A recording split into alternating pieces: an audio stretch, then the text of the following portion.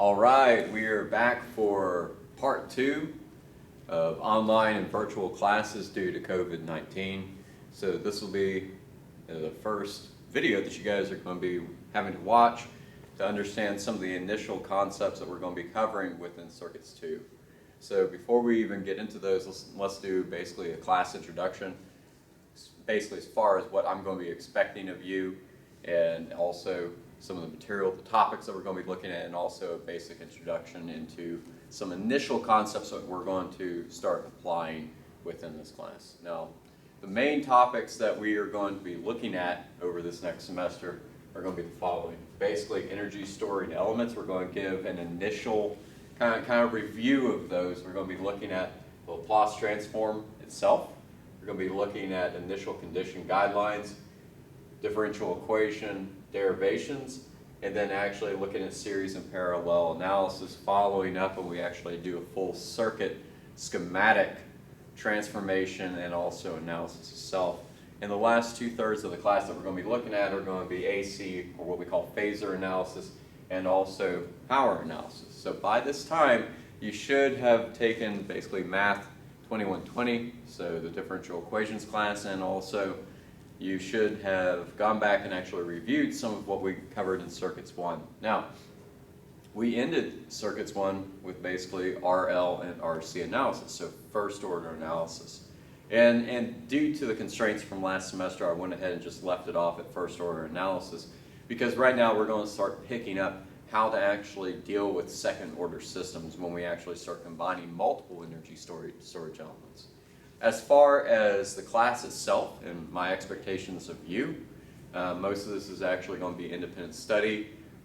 Each week I'm going to be assigning videos like this that you're going to have to review, and during regular class times we're going to have Microsoft Team meetings in which you will have the ability to ask questions concerning these concepts, as well as basically the opportunity for us to go over and look at example material that maybe I did not cover in these conceptual lectures themselves. I will be assigning homework, but just like with Circuits 1, we have 4 grades in the class. Test 1, 2, 3, and then the final. This semester though, I'm not doing any drops or grade substitutions or anything like that, because we are coming into this semester and you will know the expectations throughout the entire class. So for the whole semester, I expect 150% dedication to this material. If you get behind in this material, it's going to be very, very hard for you to catch up. So even though we are doing a virtual class, my my number one expectations for you guys is that you keep up. Do not get behind in this class. Okay? Now, 2 things that I require for this class as far as material that you're going to be reviewing. So as far as physical material, number 1 is going to be the circuits textbook that we utilized from the first class. We're going to be continuing use of that with this class. Also, this right here, this is basically a supplemental text, has a black cover. I will be sending this out to you guys, and I'm not really sure how this is going to work yet as far as getting from the bookstore itself. I'll probably just hand these to you guys. But as you can see, ENGR 272, Circuits 2, Linear Dynamic System Analysis. And so this is actually going to serve as basically what we're going to be working out of for the first third of this class. Main reason for this is that essentially the authors of the current book that we're working with, they go through a really good description of first order systems, and then they introduce the differential equation side and jump right into what we call Laplace transformation of the circuit schematic itself, which is the most generalized way and complete way of actually solving these types of systems. But I was taught by my professor, Dr. Scharstein, in a different manner. And this supplemental text that we're going to be working out of basically serves to bridge the gap between the most easy method of solving and then the most generalized method of solving. This is more of a complete analysis, and does a few things for you. Makes you really sit there and critically think about what's going on with the system, and it forces you to have to apply concepts of basically current voltage characteristics of these elements themselves that we're going to be looking at, as well as KVL, KCL, all to combine with at the end with your knowledge of differential equation methods. And so we're going to be basically deriving the total response for basically the voltage across or current through, whether it's a capacitor or an inductor or even a resistor. So this material that we're going to be working out of, everything that you need to know for the first third of this class is in that supplemental text. So use this as a guideline. You're going to have it available to you, a little bit different from other semesters where most of the semesters that I've taught, students only have an 8.5 by 11 worksheet to have during a test. You guys get the availability of all class materials for these tests. So, in fact, actually, you know, the con of us not being in class together is that we can't actually have that real-time interaction in which we're actually working together. And I'll be honest, like I'm missing that so much in my classes. I miss that at the end of the class, but I'm very, very proud for the spring semester students because they basically just stepped up and, you know, I told them that they had to actually get with this material and adapt because that's what we do as engineers, and that's exactly what they did, and they knocked a home run. Every student in that class passed. So here, the actual benefit for you guys is that you guys get more opportunity for having this information at hand. Now, just like other classes, any class that you guys have had with me, I'm very, very much against getting any type of outside help as far as test solutions, things like that, for basically, you know, the times that we actually have you guys take tests within this class. I'm very, very much against academic misconduct. Everybody should know that by now. And if I ever catch that in this class, I will give you a 0. Do not test me on that. I don't think anybody would, but you need to know my boundaries. All right, so let's start off with just going through a small review of basically the energy storing elements that we're actually going to be looking at within this class. And then we're going to look at a little bit of the Laplace transformation, basically a couple of concepts, key concepts behind those, some of the typical transformations that we're going to be utilizing for the equations we're going to be developing in the class. And then afterwards, in the next video, we're going to start looking at a different way that we concern ourselves with initial conditions within a dynamic system, and basically looking at the timeline in which we actually develop those initial conditions. So within this class, we're just doing a continuation for what we did in Circuits 1, where we were looking at basically the energy storing elements, specifically the capacitor and the inductor. Obviously now the resistor itself, remember the resistor, that is not an energy storing element. As soon as we put current through the element, it takes work and energy to actually push that charge through that element, and that's what we define voltage as. Remember, that is work per unit charge. And so when we actually consider the resistor itself, it literally just does nothing, you know, nothing other than resists that flow of current. And so basically we think of voltage being applied as being near instantaneous. And same thing, if we have voltage applied across the element, basically we have current go through it. Now, let's actually look at the capacitor and the inductor and just get a couple of key concepts to really remember for this class. Now, remember you guys know that I love to talk conceptually about basically what the equations mean. Remember that the equations for us do nothing but truly model what's really happening within that system, okay? Really models that. And so I like for us not only to look at the equation and just say, well, you know, here current is equal to C times the derivative of the voltage. Yeah, no. Let's go back and really think about what's going on within that element. Here, this means I C of t is equal to C dV ct dt. What that really means, remember, derivative represents change. And that's the reason why we call this portion of the class dynamic analysis, because dynamic represents that change. So the current is dependent upon the capacitance of the actual element, and really dependent upon the change in that voltage across basically the anode and cathode of the capacitor. So current is dependent upon the change in the voltage. And as we saw last semester with steady state conditions, as long as this element has a voltage that's changing, then the current exists within the element. But as soon as that change goes to zero, or most importantly, as soon as that electric field in between the anode and cathode becomes stable, then once it becomes stable, there's no change, that current dies down to zero. And so in steady state, we model that element as an open circuit, okay? Open circuit, no current whatsoever. So if we think about this derivative form, one of the other forms that we're going to be utilizing within this class, like quite a bit, is basically the integral form of that current voltage characteristic of the capacitor, whereas basically VC of t is equal to 1 over C times the integral of the current flowing through it, and then we tack on basically that initial condition for the voltage across the capacitor. Now, some of you may actually say, well, that doesn't make any sense, because if we take the antiderivative of our derivative here, then we should be going from negative infinity up until t. Well, we don't actually need to do that, because everything before t equals 0, when that switch opens or closes within that circuit and we start invoking that change within that circuit, then we already know what the voltage across that element is. And that voltage is our initial condition.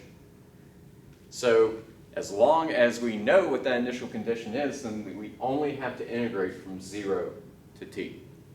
Conversely, down here with the inductor, VL of t is equal to L DIL of t dt, or more specifically, the voltage across that inductor is going to be equal to L times the integral, or dependent upon that change in that current flowing through that inductor. If that magnetic field that surrounds the inductor is actually changing, then we're actually going to have change in that current. It's going to resist and retard that flow of current flowing through it. So as long as that magnetic field is changing, as long as that current is being affected by that, then we actually have a voltage applied across the inductor. Now, if we ever are in a place, we're going to be a lot. Once that change goes to 0, that means that magnetic field is either died off or becomes stable, then the voltage goes to 0. And so we model basically that inductor's voltage, or in steady state, going to 0 as being a short.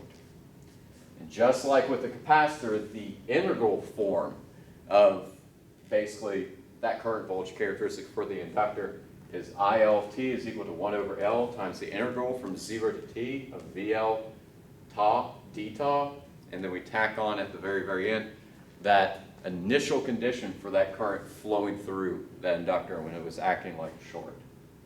All right, the resistor.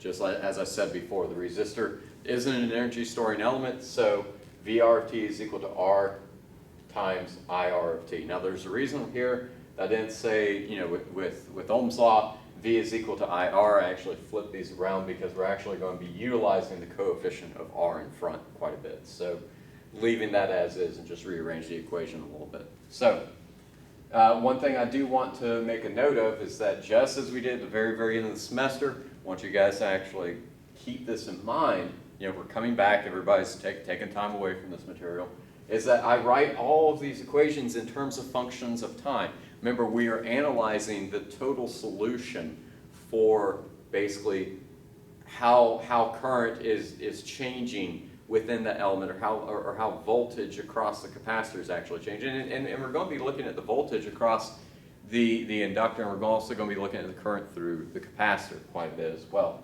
But these are functions of time, so we always write basically in parentheses t. Now, here's the thing for the first third of this class. Right here, we got basically we have three elements in which we have multiple forms of those current voltage characteristics, whether it's the derivative form or the integral form. And then down here with the resistor, just basically Ohm's law. If you know these and you keep these in front of you at all times, then the only other two concepts you really need to have for understanding how these elements are going to be working with each other for this entire analysis method is going to be Kirchhoff's voltage law and Kirchhoff's current law. Kirchhoff's voltage law states that the sum of all voltages around a closed loop are equal to 0, or the summation of the voltage rises is equal to the summation of the voltage drops with KCL. The sum of all currents about a node are equal to 0, or the summation of the currents going into a node is equal to the summation of the currents going out. So those two concepts combined with how we model the energy storing elements within an RLC circuit is really what's going to allow you for success in basically gaining the differential equation. And then after we gain the differential equation and the initial conditions, then everything else is Laplace transformation. And the Laplace transformation section of this analysis method should be basically clockwork. You should be on automatic. So make sure you go back and review also the Laplace transformation sections of basically your differential equations class. So let's take a look though at some of the Laplace transformations, and then we're going to call it good for this video. And the next video we're going to be looking at is actually timeline, how we're going to look at the timeline and where we actually are going to define essentially those initial conditions and kind of maybe some guidelines of how we actually will get the initial conditions. If you notice that right here, I didn't actually say IL of 0 or VC of 0. I said IL of 0 plus and VC of 0 plus. So 0 plus, what does the plus mean? Well, we're going to be coming to that because we're going to have to really consider very, very specific times within basically how these systems are being modeled, specifically because now we're not actually just going to have one capacitor or one inductor within the circuit in reference to a resistor. Now we're actually going to combine all of them together, and basically the effects of the capacitor onto the inductor or the inductor onto the capacitor is actually very, very fascinating. It's I get so giddy when I start talking about this stuff because it's so cool. I love this section of the class. It just gets me stoked. All right, hopefully it will get you stoked too. All right, now let's take a look at some of the Laplace transformation basics. Now, oh, by the way, it was really weird when I walked in here because all the stuff from March was actually already was still on the board for my digital electronics class. So the last lecture I came in and it was like walking into a time capsule. It was very interesting. So let's take a look at the Laplace transformation itself and just remind ourselves exactly what it is. Now, the Laplace transformation takes any function of time, and it's an integral transformation. Integral transformation, as we can see here, Laplace transformation, I show that with basically in red, scripted L is equal to f of s, so we maneuver from f of t to capital F of s, in which now we've actually taken the Laplace transformation, and that's performed by integrating from 0 to infinity of f of t times e to the negative st dt. So essentially what we do is that we integrate out time. Now we're going to be we have something that's left, and what's left is actually going to be the variable of s. Now what does s actually represent for us? We can't just say, oh, it's just s. We threw in a variable in there, and we're just going to call it s and not worry about what that means. No. Remember, we always have to know exactly if we're going to integrate something out and we're left with another variable. What does that mean? Now, the Laplace transformation is a beautiful tool, and it's proven. It can be proven very, very easily through looking at the Taylor series. Now, the Laplace transformation is incredibly important. It's a tool. We utilize these tools to make basically solving these differential equations very, very easy. So essentially, we take out time and we're left with this variable of s, and then we do our function analysis, and then we solve the equation, and then we bring it back into the time domain.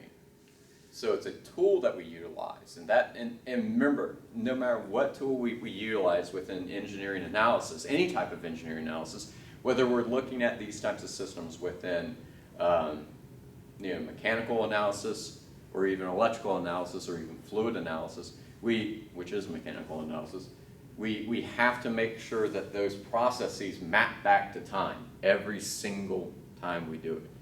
That's really the brilliance behind the Laplace transformation. And just so you know, once you actually understand the Laplace transformation and how to deal with it, if we understand the physical relationships of any element, whether they're electrical or mechanical, we can utilize this type of analysis method to also understand thermodynamics, fluid mechanics, rotational dynamics. So the nice thing about this is that any linear dynamic system, whether it's mechanical or electrical, it allows us the ability to speak the language of so many different systems, and actually allows us the ability to step outside of our discipline of electrical engineering, and allows us to talk the same language as mechanicals. So really, really cool stuff. So what is S though? Well, S is actually what we concern ourselves as being a complex variable. But if it's a complex variable, then what does that mean that it's measured in? Well, here we consider the function e to the negative st, which is within that integral right here. So when we take out time, what does S actually represent? Well, this section of basically the exponential, e to the negative st, that is actually what we call basically the argument. And anytime we have an exponential, we're supposed to get some form of number that comes out of basically that function itself. And that number essentially has to be what we call dimensionless. And in fact, actually, that means that the argument itself has to be dimensionless, meaning that has no units whatsoever. Anytime we assign a unit, that is a dimension that we assign basically to that function. In this case, though, the argument itself, e to the negative st, has to be dimensionless in order to satisfy basically that exponential function. So if we take out time, what does that mean that S has to be? That means that S has to, its units have to cancel out time's units. And obviously time is measured in seconds. So if that's the case, if it's measured in seconds, then S has to be measured in 1 over seconds. Well, 1 over S just simply equal to frequency. Just equal to frequency, and specifically it's equal to hertz. So when we integrate out time, we're left with functions of the form of the variable S, which means that we actually maneuver from the time domain all the way back into the S domain. And that's just cool, man. That is just so cool. So let's take a look at a couple of the common transformations, because we're going to be working with a Laplace transformation of differential equations themselves. Let's look at basically some of the common transformations that we're going to be working with. Now this comes off of page 6 within the supplemental text with the black cover on it, which, by the way, we're going to talk about what that black cover means too. Notice that there's no writing on it. There's a reason for that, but that's my own style as a teacher. So if we look at a second order differential, now this I could be substituted with a V just easily. Then the Laplace transformation of a second order differential is simply S squared times capital IS minus S times I naught plus minus I prime of 0t.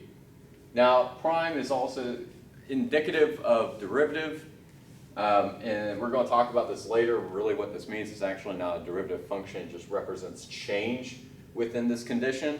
We're going to get to that because that concept's a little bit weird, but usually we think of the derivative or change of a constant that's equal to 0.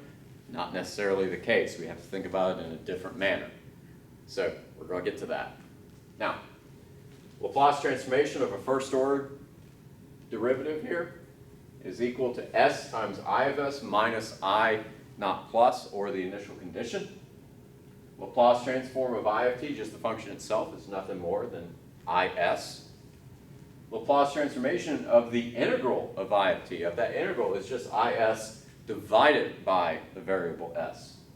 And the Laplace transformation of a constant is just simply that constant over s. And so we're going to actually be applying all these concepts together once we actually get to the point of deriving that differential equation. And once we derive that differential equation, from there we're going to be maneuvering to actually solving for the voltage or current in the frequency domain, and then doing an inverse Laplace transformation process in which we're actually going to bring it back into the time domain. So inverse Laplace transformation, we're going to be utilizing partial fraction expansion basically to derive very, very specific forms of those responses, whether it's overdamped, critically damped, or underdamped, in which at that point we actually see oscillation within that response. So that's what's coming up next. See you then. I'm looking forward to being with you guys.